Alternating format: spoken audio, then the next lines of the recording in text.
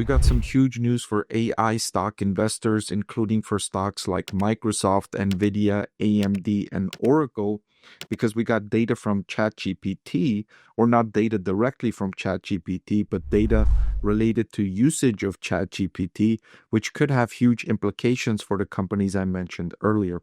I'm going to go over the details of this data and what it could mean and why it's important for Microsoft, Nvidia, AMD, and Oracle stock investors.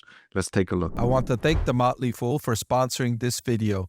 Visit fool.com/Parkev for the 10 best stocks to buy now. So according to Apptopia, it estimates that new user growth measured by percentage changes in new global downloads slowed after April for ChatGPT.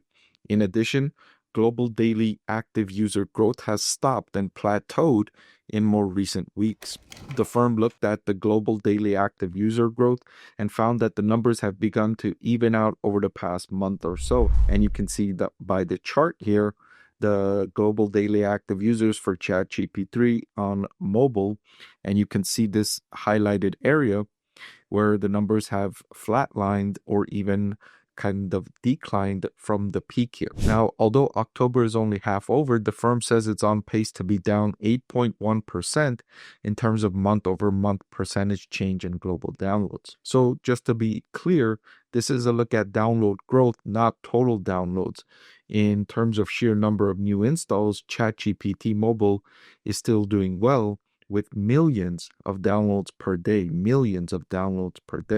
So it's still incredibly popular among users and engagement remains strong.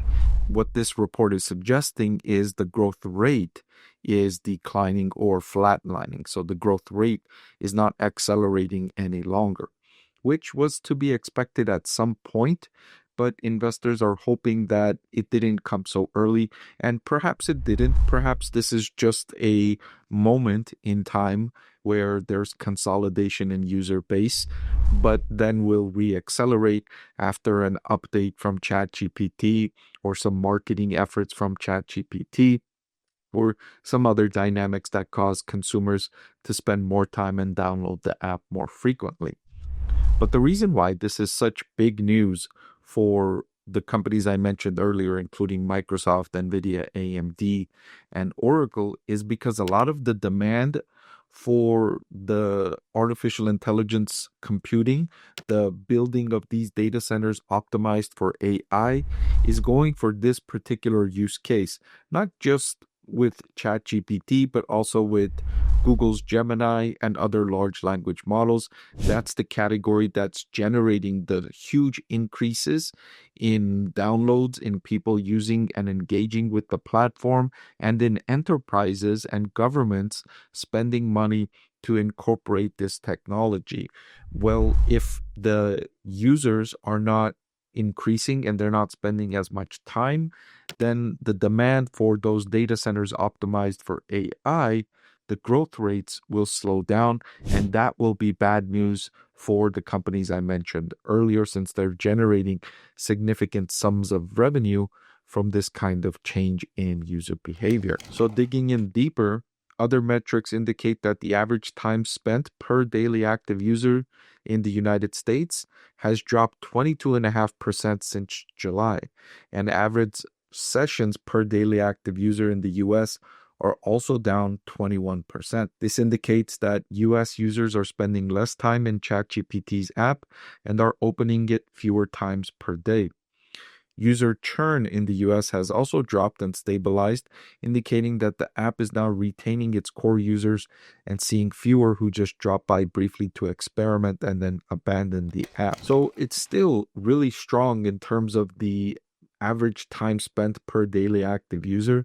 You can see here from this chart, even though it's declining from around 27 minutes per day to about 22 minutes per day, it's still really attractive to have over 700 million weekly active users worldwide and have them spending roughly 22 minutes per day. Now, this is specific to the United States, but it's reasonable to assume that worldwide user time spent on the app is similar to the data they are reporting here for the United States. So if indeed there is a slowdown here and it's longer than just this temporary blip, then it could be bad news for those companies mentioned earlier, since so much of the economy is based on this growth in artificial intelligence, and the growth could slow down, which could threaten the rest of the growth in the worldwide economy, because many other factors are slowing down. Increase in geopolitical tensions, increase in trade barriers, the tariffs are causing decreases in job growth. But this category is one category that's fueling a lot of the growth. So it's still too early to tell. And this is only one data point. In fact, out of all of the data points that I've been seeing, this is really the only data point that I've seen that suggests a slowdown in demand for artificial intelligence.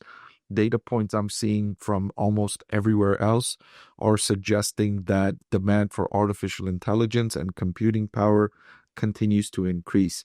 This specific use case is primarily from consumers in the United States, and these are not usually revenue generating consumers.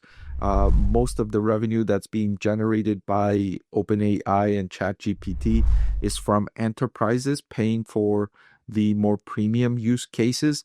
And so demand for that segment, I haven't seen a slowdown there. In fact, I'm seeing increase in that category as companies are looking to do more with fewer employees, and it's more efficient for companies to utilize artificial intelligence to make every employee more productive rather than hire more employees. And so that's what they've really been doing.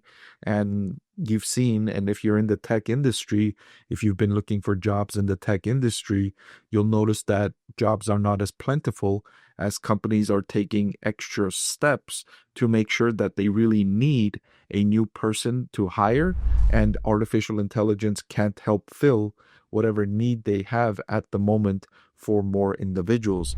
So that's created a real slowdown in the tech economy for new employees, and many of the tech companies are increasing revenue significantly without necessarily hiring more individuals.